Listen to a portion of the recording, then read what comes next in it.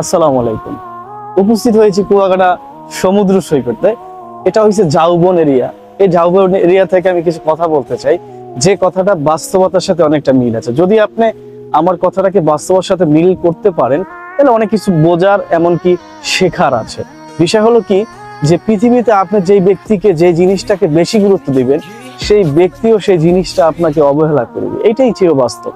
আবার দেখেন, আপনি যাকে বেশি অবহেলা করবেন, যেই জিনিসটাকে অবহেলা করবেন, সেই জিনিসটাই কিন্তু আপনাকে বেশি গুরুত্ব দিবে, বেশি মূল্যায়ন দিবে।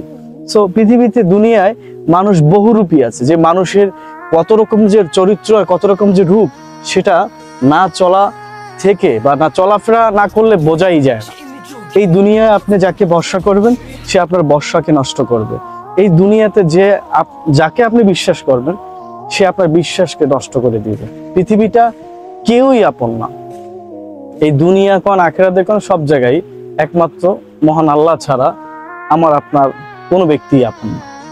তো সেজন্য আমরা আসেন সকলে পৃথিবীর সকলের মায়া ত্যাগ করি, মহান আল্লাহ পাক রব্বুল আলামিনের দিকে ভালোবাসা অটল হই, আল্লাহকে ভালোবাসি।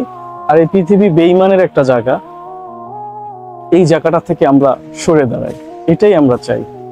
তো ভালো থাকবেন। আসসালামু আলাইকুম।